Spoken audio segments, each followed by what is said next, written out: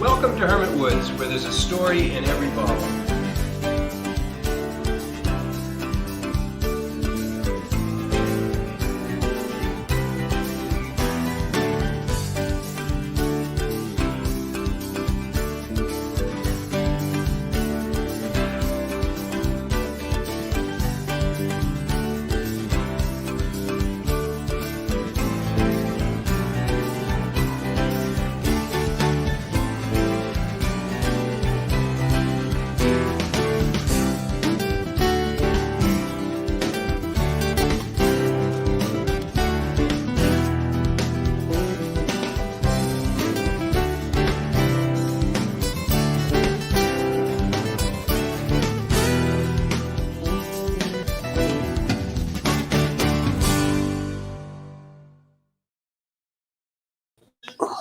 Nothing. Are we live? We're live. Well, wait a minute. What? Who are Cheers, Herman. Look at this. Where are we? Where are we? And wait, It's what? Monday night, and we are Cheers. settled in with Steve Allman at Canterberry Aleworks. How about that? Cheers. Cheers. I hope you're able to join us. I will let you know that the signal out here in the backwoods of Canterbury is a little weak, so The beer is excellent. we're going to do the best we can today to stay alive here, and hopefully you'll be able to hear us and see us. And we're going to have a conversation with Steve. Really excited to be here, actually. This is one of my favorite breweries in New Hampshire, maybe one of my favorite breweries, period. It really is. Well, thanks, bro. This is an amazing place, and if you haven't been here, you absolutely need to Everybody make it a knows. point to come here, because Not all at the same time. not all at the same Everybody time. needs to come here. Not all at the same Wait a minute. What are the hours? Saturday and Sunday? Saturday and Sunday, 1 to 5. 1 to 5. 1 to And 5. not open holidays, like Christmas. Closing for a few days, for a few weeks during the holiday period. Yep. So I always check close the right web. before Christmas and then reopen the 1st of February. All right. So from Christmas through January, it's going to be closed. So get here soon, or plan your trip for the later in the winter or in the fall. Do you expand your hours in the summer to add anything else, or No, I mean, I thought about it because we have our new super cool outdoor seating area, That's super cool. and now we are allowed by statute to serve a pint. Yeah. Wow. nice? Wow. So So maybe coming. there's bigger and better reasons to hang out for a little longer, so that is possible. Good. So tune in. Maybe next year we'll be pints here at Canterberry Aleworks. So before we go anymore, we're going to learn all about Canterberry Aleworks and talk to Steve next hour. But just a reminder, if you're joining us today, please let us know. Like the broadcast, share it with friends if you think they're going to be interested in hearing about what we're talking about, and ask any questions you might have, and we'll try and answer your questions while we're live. If we can't get to your questions while we're live, we'll answer them at the end of the broadcast. And a couple other things, if you're watching on YouTube, there's a subscribe button right there. And if you're watching on Facebook, To do that. there's a button somewhere, a little bell that you can like or subscribe to the Facebook channel. That way, yeah, bell, exactly. Whoa. What? Wait, what? So yeah, that way, if we go live from some other place around New Hampshire, as cool as this, you'll get notified that we're live somewhere else, and we'll get you get to join in. So Even if they don't have a bell. even if they don't have a bell. Wow. So I think I think I've covered all the rules, all the details that I usually cover. So You gonna check in with people, or you? yeah, let's see who's with us today. We got Matt, of course. Great to see you, Matt. Hi, Matt. I don't know if you've had a chance to come out here, but I know now that you are getting a chance to see what this place is about. You will be here Oh, yeah. soon. Matt will love this place. Steve, you're gonna love Matt. He's gonna bring some character here for you, Nice. to add to what the character you already have. Jen's on with us. Hi, Jen and Christine. Hi, Christine, Janice, Yes. and Janice. Geraldine is there. Hey, hi, Geraldine. So great. We got a few people on. Again, I apologize if the signal is wonky. We got a really small signal here, so we're going to do the best we can. But it'll be recorded Thank you. Oh. Remember to record it. Remember to record. It'll be Press record. recorded, Yes. and we will we'll have it on our site afterwards, so you can watch. If you miss something, you can watch it later. So let's just jump right into it. So Yeah. Steve, why don't you start with just telling us how you came to be a brewery here in I think, what is it, a half-mile long driveway to get here? Well, a third of a mile. Third of a mile. Better. Who's Yeah. counting? We're We're counting more in the winter than we do in the summer. Yes, imagine you're so proud. Yeah, I was counting when I was trying to bring my God down here. Right. Well, I do get all of the creepy banjo player jokes and so forth and so on. So you are literally down in really the woods of Canterbury. I mean, it's a little bit of a drive to get out here. Yeah, so I mean, and the cool thing is for us, I have 70 acres here, but I'm adjacent to over 2,000 acres of conservation land between here and Shaker Village. So I have a big Wow. backyard. Yeah. That's great. Well, it's a beautiful setting. The third of a mile drive down here is a beautiful drive, although a little bumpy at places. Probably better in the summer. It is a little intimidating for those folks from away. Yeah. Yeah. From away. From away. Yeah. Bring your big car with one with the ground clearance and whatnot. Yeah, right. But when you do make it down that driveway and you arrive at this building, which is a barn, which I believe you built, is that right? So I designed and built the building back 25 years ago for my woodworking business. So there was never any plan to have a brewery in this building. However, the slippery slope was that there was always beer on tap in this building. So you've So been there it brewing was. here for a long time. And then, when I saw in 2010 that New Hampshire was creating a nanobrewery license, it kind of piqued my interest. So I thought, that maybe I could do that. Maybe that'd be my next venture. And sort of like, I like beer. Maybe I should open a brewery. How hard could that be? Right. Oh yeah, no, easy. Yeah, sure. Everybody should do it. We should do that, right? If you like Well, to think, just do it. Don't think about it. No, just Like food, maybe food in a restaurant. How hard could that be? no, don't do that. They're all slippery slopes. Yeah.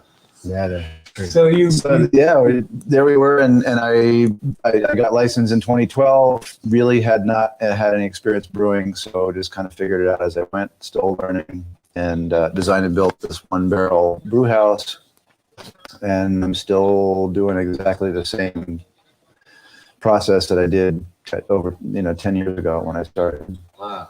I think that's the coolest thing about this is that you haven't. I guess you have grown, and you certainly grown a number of people who know about you and come and find you. And there have been minor areas in which you've pushed out a little bit. You added the outdoor patio recently. Yeah. For the most part, this is as it's been since you opened. Yeah, so many licenses that started off as a nanobrewery in New Hampshire use that as a stepping stone. So Right. they've become brew pubs or full-on beverage manufacturers or whatnot over the years, and I'm one of the very few that nano was my story, and I'm sticking to it. No. So what I noticed here on right here at the bar, Not so now. Jeff. is a Are you pot. stealing his money? No, it's a pot full of money. He's- So there are dollars in here. So is that how a brewery survives? Is dollars? Well, that's just How- that's the bucket counting system. How is it? So do you sell beer in cans and So growlers or in? because my system is How so is it? small, I mean, when I started, people said you cannot make money in the brewing industry unless you have a 10-barrel brew house. At least, yeah. And that was sort of the industry standard threshold, really. And then all these nano breweries started showing up and saying, well, actually, we can. Okay. And I did distribute very briefly to some stores. I did farmers markets with farmers. You have a bottle in one. I had a bottler that I made up for myself, and I'm So you had thinking a about bottler doing cans. on the line. Yeah, like doing some cans, but just cans as another takeaway option from here, because that's really the MO for this business. That would appear to be the case, yeah. Point of sale, if I start trying to distribute then that sounds like a lot of work. And it's not. I know one of our- it's not a rap. Have you been to a beer store in the last, like, I don't know, 2 years? It's cuckoo bananas. Once yeah. or so. So yeah. how would anybody pick up your beer?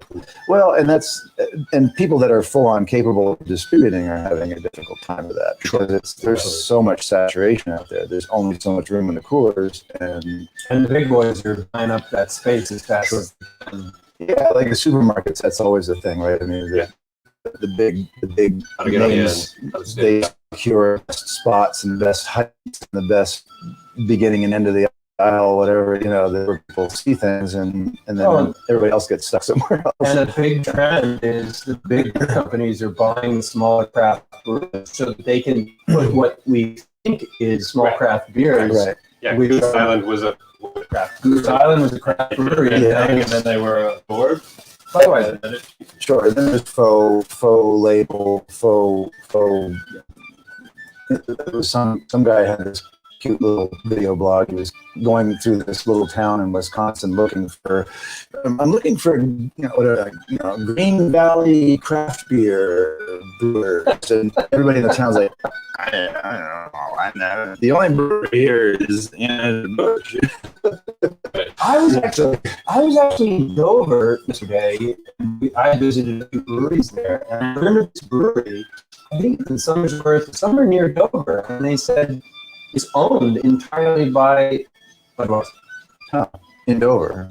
right either in or right around Dover. It's a brewery that is owned by Budweiser, a small craft brewery, and I've never heard that before. But they're just buying up craft breweries. It sounds like they're starting their own. Yeah, they start a faux brand. Yeah, Big label as an independent brewer. I don't know. I didn't visit them. Well, I'm hoping not for the big buck. Yeah. I actually don't have a problem with that. I mean, if Bush wants to. As long as more available good quality beer. Well, as long as they're making a craft beer, right? So it's something that craft beer is something that comes at a scale and has a personality and a person behind it, not a marketing campaign. So one of the challenges is, and I don't know the real truth behind this, but one of the risks is that when Budweiser buys Steve Allman, I don't so immediately they start figuring out how do they run Goose Island on less costly materials. How do they bring your cost down to make a craft because beer? that's what big corporations do. That's right. So they cut the fire people. Buy it and run it as it was. Well, that's what happened. They obviously bought it because it was profitable and it had a good label and a good product. Why wouldn't they just keep, okay, that's going to generate X amount of dollars for it. Let's just let the owners keep doing what they're doing. We put capital. That would be really nice. So what happened at Lagunitas? Because we went on a trip, we got pictures on our stuff from Lagunitas. They were bought by somebody in there, whatever. Whatever. So I just spoke with the brewer there. They have not changed anything about how they brew their beer. They are doing exactly what they've always done. So that's a good thing, right? It's not a correct answer, but the answer to your question is, as with any large corporation, it's bean counters or it's behind a desk who are running the numbers, and it becomes a numbers game, and nobody's in front of the customer. Nobody's out at Goose Island. Somebody But in a some savvy corporate office. CEO is looking at it and going, wow, okay, if we drain this all down and make it really bad, that doesn't work. You should go with what's there. But you're talking about a Lagunitas- CEO who's making 92% of all the beer on the planet. So you have to keep that in mind. But I think they're trying to evaluate at some point what's the value. Is it the brand or is it the product? And that most part, in a lot of cases, it's the brand, and not 100%. There's gonna be plenty of people that are gonna be like, "What's going on with this?" And they beat the bushes. But then most people are like, "Oh yeah, dude, it's my beer." Yeah. That's what what I love about what's happened in the brew world in the past few decades is there are places like this that are This- all over the place. this is the Thousands of breweries in this country. Just 3 decades ago, there were 400. or 800 or whatever it was. It's just exploding. So when And I it's got great. licensed in 2012, I was the fourth brewery in New Hampshire, which means I was the fourth brewery licensed in the country. And then it was the 19th brewery altogether, pubs, breweries, in New Hampshire in 2012. And now there's almost 100. Wow. Just a year And ago, I was thinking 8. As that started happening, I'm almost behind on the numbers. I tell people here, there's like 95. That's like, I did go over. Yeah, usually there was 4 of them. Less than a mile to yeah. 5 of them. Yeah. It's over. Yeah. And the media's been talking about when the bubble's going to burst, or when's it burst, and the smartest thing I've heard written about that was that as long as the culture supports the industry, we haven't even approached the number of breweries and brew pubs like in England and or like in Germany, because those cultures support beer and brewing in craft or small venue places to go sit and have a beer. Yeah. I was reading years ago about the history of brewing in New England and New Hampshire, and there were so many more breweries back in the late 1800s than there are today. They're everywhere. Almost all the towns have their own brewery. Yeah. And beer was maybe more ubiquitous drink, and now now it's you've got hard seltzers, you've got hard lemonades, you've got ciders, you've got meads, you've got wines, you've got fruit wines, you've got grape wines. Now there's so many choices. I just read an article that a large national brand hard seltzer had to dump tens of thousands of gallons because they overshot the market, which is good news because I'll never understand hard seltzers myself. But I can't actually say I've ever had one, so I really don't know. But just the concept. I've had of them. it is, Yeah, they're nothing good. I mean, really, they're just alcohol delivery. Alcohol delivery thing. Why don't have any alcohol? So what are we drinking here? Well, This is all good before stuff. we go over that, I want to just mention, and I believe this is true. You built all of this, right? Yes. For better or worse, this is a map of mine. Yeah. Well, you guys. I feel like I stepped back in time. Whenever I come here, I feel like I step back in time. If not in time, I've crossed the Atlantic into a small European pub. You captured this really special feeling in the way you set your taps up, the way you built it, and the way the bar is, and the music in the background. It's really, really cool. And Which is unlicensed music, by the way. just want to be clear. Anyone who's listening. You can't in the internet, out on the internet, you can't see or feel what we're feeling. And so I'm going to take some pictures before we leave and post them out there for everybody to see some of the nuances of what we're experiencing, because this is really a special. Well, thank you, and that's always, it's always great to get that kind of gracious feedback, but it's especially good when somebody comes in here and they are actually from England and they say the same thing, and I'm like, yes. Nailed it. That includes, and I'm looking behind you, Steve, at the kettle where you brew your beer. Yeah. Right. Is, I think you told us earlier, is the only right now wood-fired. I just Googled it in the other day just to see what I should say or not say, but I can't find anything else in New England doing wood And you built fired. Yes. the whole thing. Yeah. Yeah, so it's basically a big rocket stove boiler. I mean, Google rocket stove. There's all kinds of cool designs for these super small, super efficient fireboxes that can make soup for a village in third world countries using whatever biomass is available to create a super hot, efficient fire. So when I started this, I kind of was thinking about doing some numbers and just how am I going to do this? Am I going to do electric brewery or propane? Or well, I don't have any propane out back, but I do have a lot of trees. So, so that would be kind of fun. And I think from the very beginning, I had a real strong sense that relevancy was going to be important to me because I was so far out and invariably such a destination place. So it's not like some place you just stroll upon. You get to be pretty lost, honestly. Yeah. I was on the Appalachian Trail and I wound up at Canterberry Aleworks. Not set off. No, not Every set once in a off. while someone does do that. But yeah, staying relevant. And I tell people, I say, if you see anything around here that reminds you of another breed, tell me, because I want to get rid of it.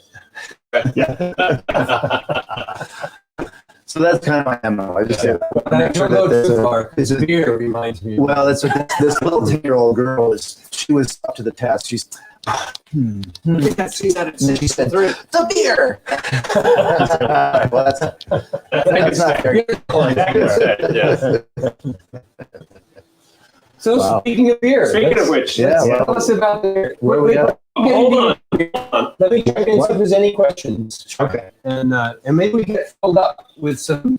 No, we're going to talk about beer. Yeah. So I got to get on the line anyway. So we got. Sure. Let's see. Priscilla had a question. She says, "I'm having trouble with the streaming." Yes, Yeah. Priscilla. We apologize. That is that's probably on our end, not your end. We're on it. We're in the woods, so we're having trouble getting a signal out of here. But hopefully this is all getting recorded and will be live. If you missed anything, you can pick it up at after the show is over. So sorry about that. And Priscilla also says, sorry, going to sign off as the unintelligible for some reason, all blurry, poor quality. Shit. That's too bad. Oh, no. Probably what's going on. Argonol. Yeah, it appears as though we're bumping up against quality issues. But Matt's there. Hey Matt, he's hanging in there. Thanks, Matt.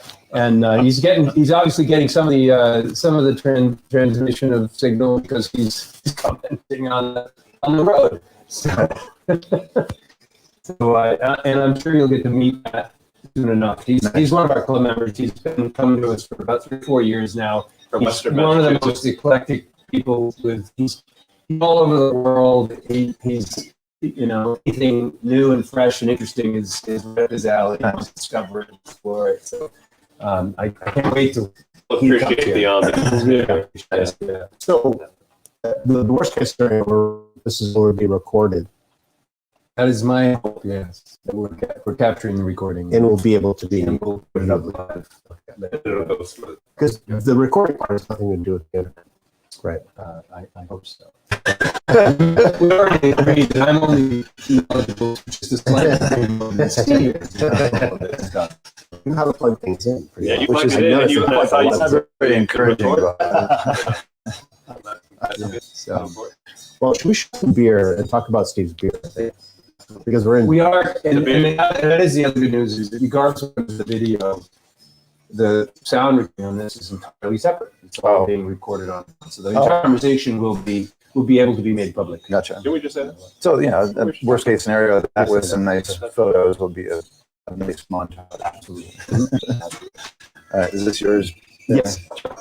So, tell us about your beer. should we start with the ale? Yeah, just get everybody on the same page here. Ale for Bob? Ale for Bob. Ale for Bob. Ale for Canterbury Bob. Ale. Canterbury Ale for Bob. Here comes Bob. So that's That's for me. So when you started brewing beers, what was your reference? Where did you gain your knowledge? Was it a book? Was it some friends? Yeah, no, I'm a research junkie, so I just read everything I could read, and I looked up on the interwebs and found information. Not from right here, though. Or somewhere else when you had the interwebs. No, I had to Went to the library. commute to New York City to do that. So yeah, it was just it's just been an ongoing process, and there's still a lot of things I don't know, and Did you start brewing? And did you build this system and start brewing with this Yes. system, or did you have a smaller? no, I've never brewed on anything other than ready. So this was So you so you on the system. built You built this whole system before you had even brewed Yes. beer. So at the same time, I was trying to figure out how to make beer. I was trying to figure out how to make a brew house to make beer. Yeah. That's And I tell people, it's like on one level, I mean, I want to make bumper stickers that beer happens because, I mean, brewers can be successful without knowing anything. You can make a great Oh beer. yeah, we had Or you can make a those really discussions bad- yesterday. you can have a really bad one, too. The more you dig into it and go down the rabbit hole, you realize, oh my gosh, this is incredibly complex. There's, Oh, yeah. you know, you get down Biochemistry all of it these all. different Yeah. things. And I think because of that, also in the brewing industry and particularly craft brewing industry, and there's a lot of sort of brewers mythology about Oh, yeah. things like, you know, it's like you can only wear those socks when you go up to bat, you know. Yeah. It's like you can't do it that way. You'll screw it up, you know. And there's this another whole world of like the low oxygen brewers and Right. you can't Outside make beverage, Kellis if you don't do it this way. But you know, there's always anecdotes to prove that to be not the case. So what are we drinking? So this is Canterbury Ale. It's my first brews. It was humbly inspired by like Sierra Nevada, Smutty Pale Ale. Just kind of a nice middle of the road Cascade, Yeah. but well balanced American Pale Ale. Absolutely. Yeah, no, it's spot on. That's spot on. Yeah. Now, what about your water here? So, water's really important key to what? Sure is. There's like 10 things in beer. It's like alpha diacetyl alpha bromamine, Right. alpha 2 ditetrabenzyl Yep. alcohol. Yep. I forgot that one. Hops, And then I think. He'll wear hops, out eventually. water, Sounds like an undertaker. You forgot lupulin. and hops, water, and what else? S2. Barley. Yeah. There's 3 things in beer. Water. Well, if you're And water. if you're Reinheit's go out, yeah. So there should be just a few things that are big. Water's like, So did you notice when we walked in, He has water. water cascading? Oh, yeah. outside So the building? tell us there's a lot what- of people that have seen that documentary where they do an experiment and they make beer with like a pond water with ducks swimming in it. Because that's why beer was so popular because because it killed all the bacteria. pasteurized the bad water and everything else. Is well, it probably also tasted terrible like water. We weren't getting it sick, but it still tasted like bad water. Because you can't make good beer with bad water. You just can't. And the water is absolutely essential starting point. So knowing that, our very typical New England deep artesian well is full of iron and manganese. So we had a water softener in the house for many years, and I said, I can't make beer with softened water. No. I mean, you can, but Good for Pilsen. right. So there's that whole Pills, spectrum of water chemistry but trying to add calcium or salts to already water that's going to have residual salts and it is going to end up like all bonkers. Right. So I said, well, we really got to find a source of different water somehow or another. So years ago, some lady came and did some dowsing. And I said, well, just in case the world comes to an end, maybe you could find a well that I could dig down the road. This was way before the brewery was more than a glint in my eye. And so when we started this, we went out there, and sure enough, the little tag was still in the woods there where she had found it, and called up my buddy with a big excavator and she said, there's all of the beautiful pure water you're ever going to want 10 feet down. Wow. So we started We digging. have one of those dowsing rods. We're digging away, and I tested it because we started in the kitchen with a map, and she said, "Oh, it's here." I said, "Okay." Took the map. Let's go outside. I'm like, "No way!" Like, right on. So I marked it. We started digging this thing, and we're digging and digging, and about 9 feet 11 inches, we Get water. Get cobbled and get water. ledge. Oh, ledge. No water. Ledge. Oh, And I wow. looked at the guy, he looked at me, he's like, I'm just digging, man. So I don't know. Digger. We hit rock. There's no water. He said, the only thing you could do is we'll fill it back up, I'll go home and you'll pay me, for my half day's work, or I can call my guy who blasts and he can come and blast this ledge and we can blow it all up and keep digging. So I said, okay. It's like Las Vegas, right? It's like, oh my God.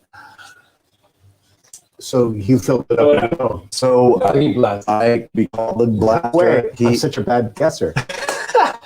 We blasted this thing, and the blast guy said, "Yeah, I've done this times before." He said, "Yeah, if that water vein is down there, one of a few different things could happen. You could clog it. You could clog it, Yeah, that ever, Can enhance or it. it's like Shadow you could be like blowing the bottom out of a bathtub. yeah. It could just go, whatever it might be there, it could just go away somewhere where we don't even know where it is." So this was like this sort of quick little hydrogeology 101, like where does the water go and how do we get to it without messing it all up? And I said, okay, well, let's just do it. So we blasted it, and then he left. I mean, that was all, they drilled, put this stuff in, a lot of preparation, and then we all, okay, let's go back here. And he said, okay, see ya. That was it. Right. Then we just started digging. The excavator guy started digging out again. He's digging all this broken rock out. We're down at like 16 feet, and it's dry as a bone. And I'm like, oh my God, what am I doing? Oh, holy shit. This is so stupid. Holy numbers, man. Las Vegas. And then just at the last ninth hour, just this little, it looked like a little water fountain, beep, out of the rock. I'm like, there's water. He's like, okay, that's good. He said, I've had enough for today. Yeah. That's fine. We'll just let this see what happens and what it looks like in the morning. And so we did, and there was some water coming in. And but I was like, I'm thinking, I don't know, little quick calculations, like how much water is that really, is that really enough? And I thought, well, maybe if I let it build up over the course of a week, I'll have enough to make a barrel of beer. Yeah. I was thinking optimistically, And then he came back and we set in all the concrete wall tiles and crushed Actual stone and gravels, everything and did the whole 9 yards and capped it with clay and looking down in that hole, and it's just, very slowly. Okay. About a week later, we had a big rainstorm, and I went out the next day and Oh, yeah. filled right up because it did plug something, but apparently that was the static pressure that built up after Push the plug out. the rainstorm pushed the plug out and filled up the bathtub. And You've had water ever since. we've had really great water ever since. There's been a couple of these drought years where it, in the middle of the summer, has threatened to go low. So I created a system where I can switch back and forth between the deep well and that well and let it build up. And just, What's the chemistry? so it's actually perfect brewing water for making like a Canterberry ale, like right down the middle. Yeah. Perfect. You really don't have to do anything to it at all. Great. Awesome. So I tend to add a little bit of particularly calcium chloride to most everything I do, just because I like a little bit more elevated mouthfeel. My mash, I think, also tends to, because of the recirculating heating system, tends to mash a little bit hotter than it says it does, or the effect is that it's a little bit hotter. So that also contributes. So I think that's kind of like a thing that people that know they say you get, it's a nice mouthy beer. It's not like super dry. And I'm not a big fan of like the American pale ales that are like super dry. So that all just goes with brewing what I like. Oh, there's anyone else?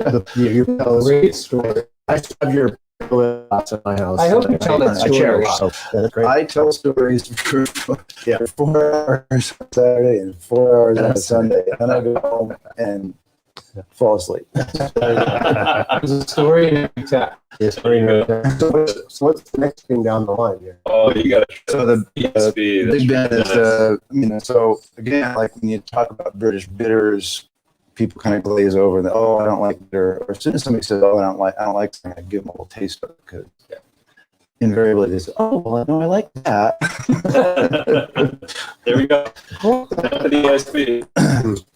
So I think a lot of places that do British bitters, whether they do them correctly or not, they call them just English pale ales more often now, just because it's like a dump beer, you know. Right. So let's call it something that's more digestible. Yeah. You know what I mean? So what makes a British bitter ale? So British bitters are kind of on a spectrum, and they became popular in the early turn of the century, I guess, 1920s, 30s.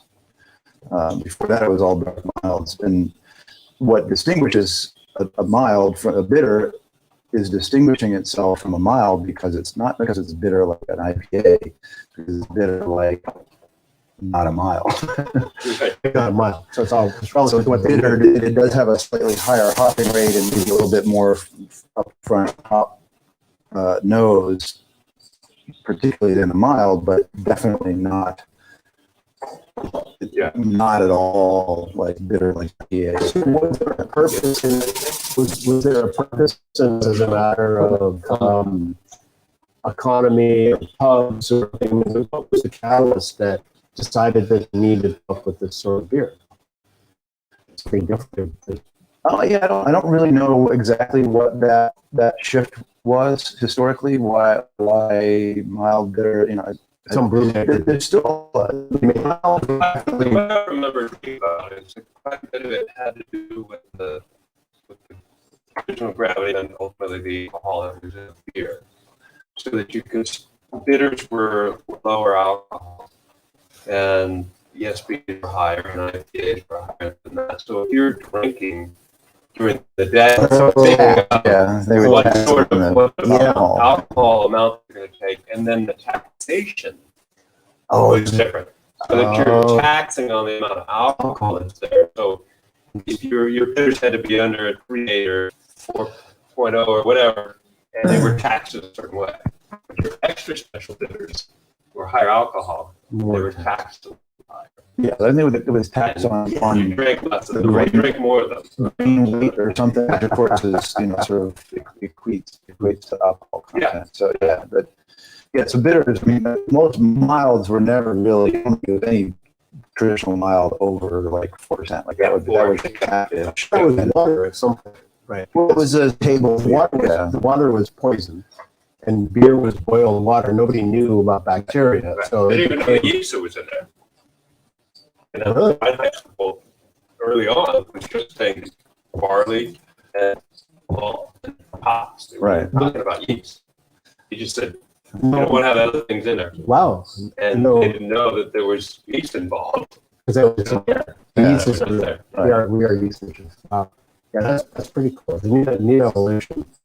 Well, that's the most fascinating story of beer to me is like the origins of lager yeast and that. That is the coolest, weirdest thing, like how that just happened and the temperature and changed the world. Yeah. Are you lagering here? I have made a couple different lagers. I'm not. I'm going to change how my fermenter's temperature control works, so I can do that more predictably. But they're not really set up to reheat. I can keep it cold, and I can. Yeah, I think it's cold. Yeah. But I can't reheat for that acetal rest.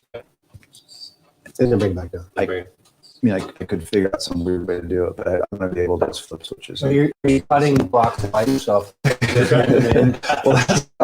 Before I got these unit tanks, which are temperature and pressure controlled and everything, I had just atmospheric fermenters, which was I'd wake up in the middle of the night. Oh my God, I gotta go. What's the temperature? Yeah. I can come down here with a hose and spray it down. Yeah. Cool it down. Towel on. A towel under the bed. Oh, yeah. I've heard that. We did that before. So this is much more civilized. I did that a couple months ago because my glycol filler was dedicated to something else. I had to wrap up. My real glycol chiller crapped out a couple months ago, and then I had a booster that I built, a small chest freezer, full glycol, with a coil on it. So now that only chilling Oh, system, but it's not as powerful as the little chiller. So Yeah. I'm gonna make, not because I paid $800 for this dumb little thing, which is essentially a deconstructed window air conditioning. that's what it is. It's really cool, you know. It's So I deconstructed the air conditioning unit, Right. and I'm going to make my own for $150. And then if one craps out, I'll just throw it in the swamp and make another one. So somebody like him 100 years ago threw some stuff in the house. You You know, can imagine what's out there. in 1,000 years, that's going to be very interesting to see. yeah, the other it's day, not as deep as it used to be. toothbrush. Like, it's a chest freezer. I wonder what they use it for. You could have used that swamp to make your beer. You save money digging that hole. Well, I have thought about using it. So because I'm using the way the system for my water works, I'm using my shallow well water for cooling, which is really great in wintertime, but it's really not great in the summertime Yeah. because it's a very big Your swing deep in well will temperature. stay the same temperature. Yeah. The Nice deep and well, cold. so I'm trying to figure out a way to sort of like with the way the chillers work with the small pipe inside a big pipe. If I can run a small pipe through the pipe that goes between here and the deep well manifold that then goes back to That'll the be your house, counterflow chiller. I can just set the chiller water up on my deep well and not have to dig anything to get that pipe to come here. So I can run that pipe, fish that pipe through my water. Because that's a 1-inch pipe. I don't need a 1-inch feed really. Yeah. I mean, and I don't need a whole lot of water for cooling, especially if it's 50 degrees. But when it's 65 degrees, get it down to 64 degrees, it's pretty hard. So one of the other questions I have that I'm sure I've asked you this every time I've been here, but we drove by our farm on the way in, and what's the challenges of indigenous hops? So Growing hops and I being a have, hop farmer and so yeah, The poles, all the poles. yeah, Fires. yeah. so indigenous hops, like they're originally from this Well, are there any area historically, or Yeah. So what your grow hops? Are you Yeah, growing hops? against better wisdom, I planted 11 varieties out there, Mhm. and it's proven to me also that growing hops is, how hard could that be? It's Sounds like you were great. Like, I'm going to be a farmer. I'm going to grow grapes. I'll take care of it. Yeah, it's going to be short, but no problem. I got it. I'm going to prune those grapes. I'll take care of those grapes. beer is an agricultural product, and agriculture is definitely a full-time job, as I know from my farming stint. But the hops, any hops in this the latitude is perfect for hops. Like 43 is perfect for hops, no matter where you go. But our climate is not at all. It's actually really becoming worse. So humid. It's too hot. So the warm, wet spring mornings when down in particular is ready to roll, it's a perfect storm. And I bought these plants. We're supposedly downing mildew free, So, and there's no hops from 100 miles around here, so I didn't blow in on the yeah, it's winter. interesting. So the first year I had downy mildew. Like, what is going on here? The Connecticut River Valley, in Massachusetts, Connecticut, that was a major hop producing area. No, In you the know that. 1800s. Oh, really? So we got a lot of hops out of the Northeast back when there were so many breweries around. Oh, yeah, There were- that makes sense. There wasn't the Cascade, there wasn't the Northwest hop store yet. And most people historically say they call it a cluster, as a variety cluster Yep. type is what they say. If you get like a wild hop from a farm, It's- old it's farm like- stand, it's going to be like cluster, Yep. which is strictly a bittering hop. And for as far as aroma or flavor hop, it kind of has a ode to athletic socks or something like that. It's not really supposed to It be. just goes into the hot. Goes into the hot So, stuff. but over the years, people have brought me root cuttings from, oh yeah, I found this by an old farm thing Right. or whatever. And every single one of them, the leaves and the cones look very, very different. So the morphology of these plants were not Different. super similar. So it makes me wonder if that's really true, or if there's, or maybe there's been some mutations over time. But so one of the varieties that I have over here by the stairs is from this guy, this musician, contra dance guy, Dudley, who's 90 years old. He bought this little farm that he has over on Shaker Road from the Shakers back in 1950. And they had some hops growing up. And the Shakers did grow hops. They grew them for medicinal purposes and sachets and hop teas and things like that. And there were hops growing at the village at one time. That's not a whole story. But so this fella's daughter's boyfriend shows up, and he had been coming over here and hanging out. And he said, "Hey, Dudley's got hops growing." And he's, "Dudley, those are hops." Like Dudley's like, "Oh, I don't know what those are. I didn't plant them." So here's this guy. He's been here. He's been on this property for 60, 70 years. He did not plant these hops. He didn't even know they were hops. And they're in his garden growing all over the place. I just thought it was a vine or something. Yeah. So I took cuttings from that, thinking that that's probably, and that land was actively Shaker land. So it was probably just some holdout that's been growing through this stone wall for 100 years. Yeah. And, that talk about agricultural survivors, that's the agricultural stock that is going to be good for me to grow here, especially if it happens to be like a Honeycrisp or a diamond in the rough, Yeah. Which I explain to people, it's like, you go on the road, see a lot of apple trees, but You're not good. you're not really like, it's not. So you're super hopeful that there is So a I'm hop. thinking that I'm holding out for that, and I think, but it's one plant, and I have to get to the point where I can multiply more out to get enough to actually make one batch of something, whatever that's going to be, and then really put it into the boil super late, like a lot of my post boil cool kettle hops stands to try to see what that flavor is, and hopefully it's not athletic socks, but. What would you call a beer We had, that smelled like athletic socks? You were making a beer That. from a hump we found on Round Pond. Yeah, you did. Yeah. Yeah. So there was, After big years, right? that's a different one. The one that's on my property was found wild on property. Oh. So that's another one that I have to share with you. So my wife and I bought a homestead from the late 1700s, and our son went out running through the backyard first spring. He's like, "Dad, there's hops growing out here." So I dug them up, moved them to the outside of the little outbuilding where I brew beer, and there's no downy mildew, there's no issues whatsoever. They grow great. They have a sort of a citrusy sort of character to them. Nice. I don't think the alpha is really high on them, but I use them as a for my pale ales for a late addition. Oh, wow.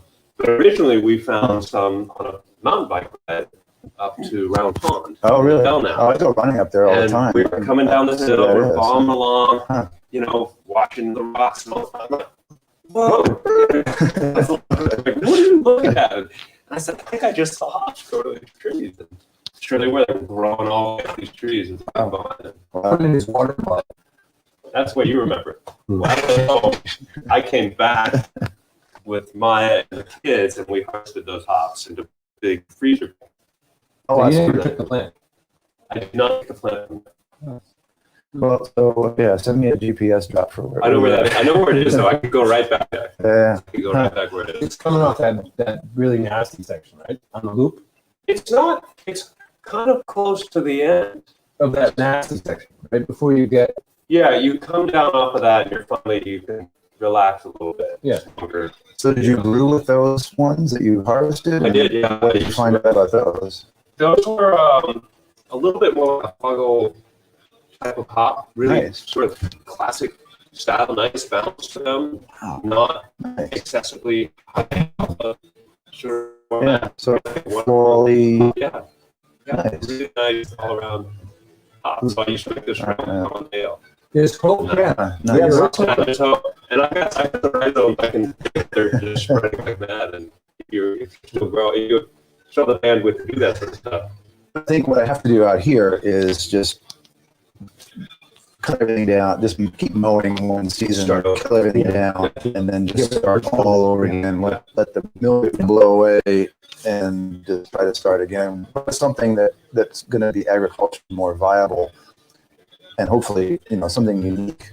And I think that's all, again, back to the relevancy thing. I mean, I think that the craft beer world loves that kind of unique, like, yeah, I'm growing hops that nobody else has. Yeah. Super cool.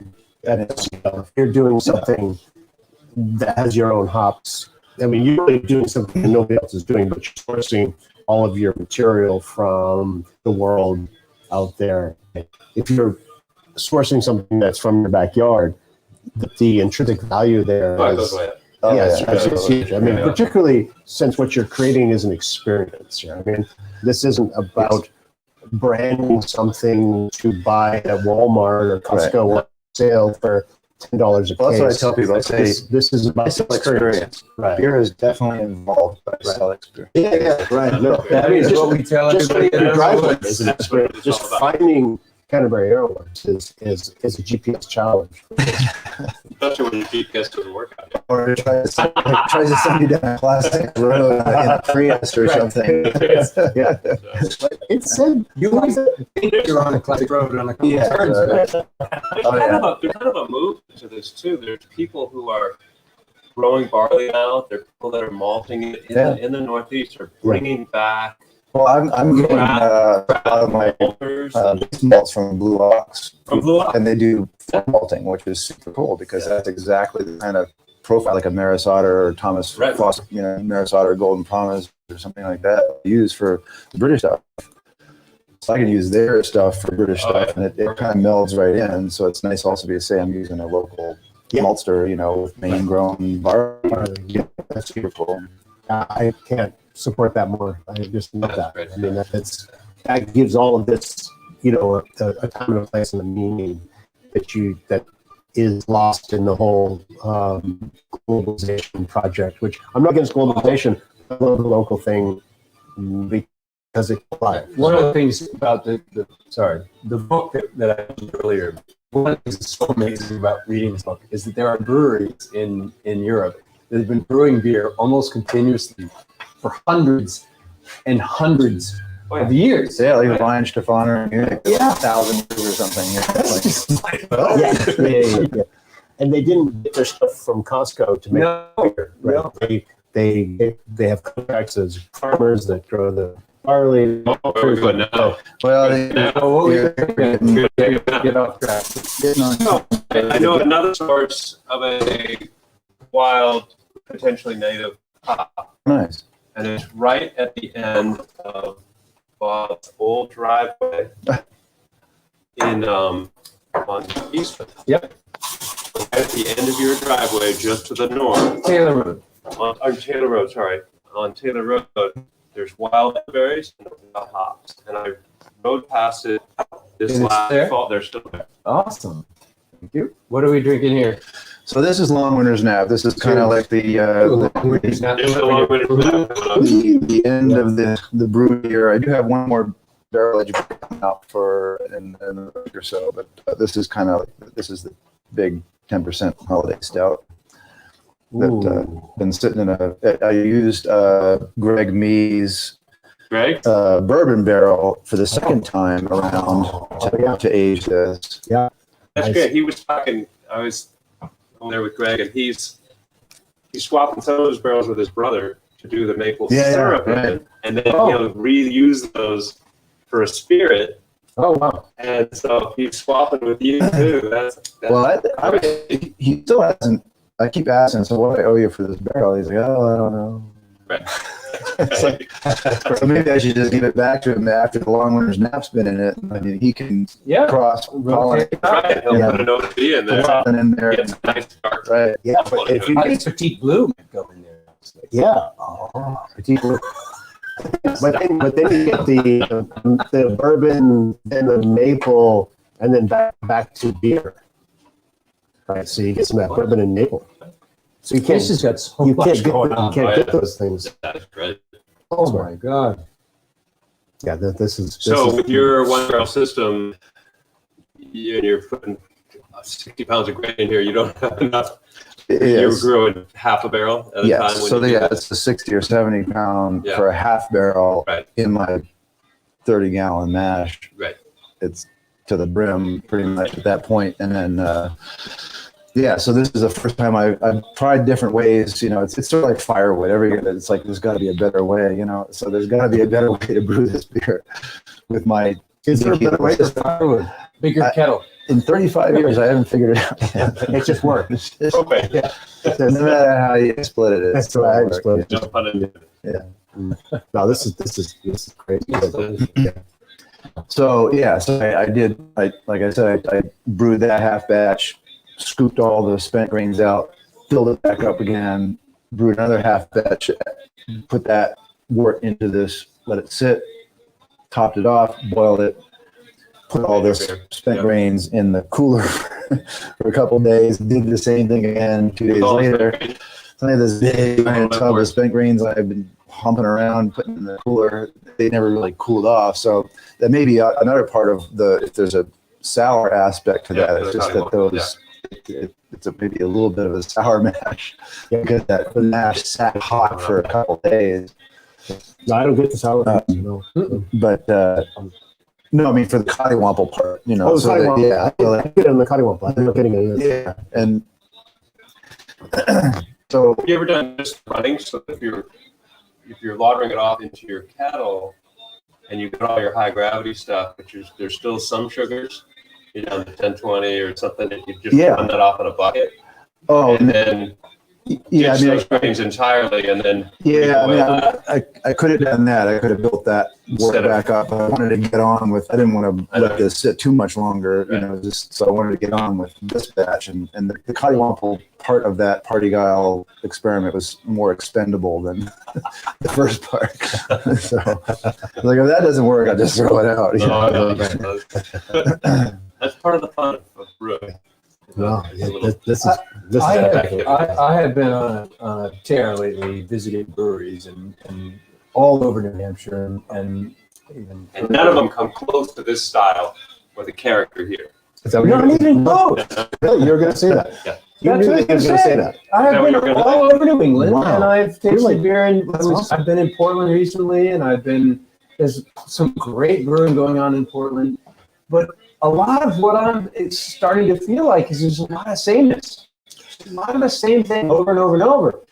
And I come here, and the taste, it's a well-balanced, well-made beer, but it doesn't taste like all the others. It's unique and special. And Well, thank you. It's good. That's the key. That's what I think is why this is all being supported, is because the general public is sick and tired of the same old stuff. They're tired of that. I still get And young we guys want- coming in and we say, I want want to start a brewery. Yeah. What? We I want said, you better have a good backstory. 'Cause, oh my God, you know, it's like, You don't like to tell the story over and over and over. Mhm. So That's right. there's that. Tasty beer, huh? that's a tasty beer. So if you're a creative person and you've gotten into craft brewery as the thing that you're doing, and then you have a beautiful English pub space out in the middle of the woods, in the middle of conservation Canterbury. land, in the middle of Canterbury, in the middle of New Hampshire, on a dirt road, then you sort of reached utopia. I mean, you're kind of doing it. You've kind of broken the mold of our culture and just found something really cool to do. So I I applaud that. Well, thank you. You're doing a great job. You watch people come in, and I can tell by the body language and the eyes, like immediately. I don't even ask, "Have you been here before?"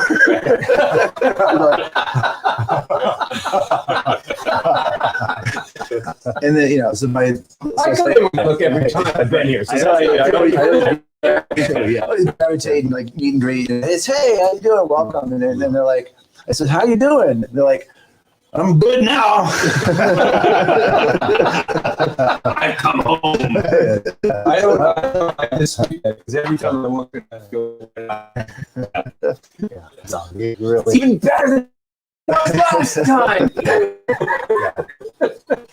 That's just the front end. The few times you've shared with me some of the back end, where your kettle and when your beer's made. It's all the same back there as it is up here. It's still just fun and creative.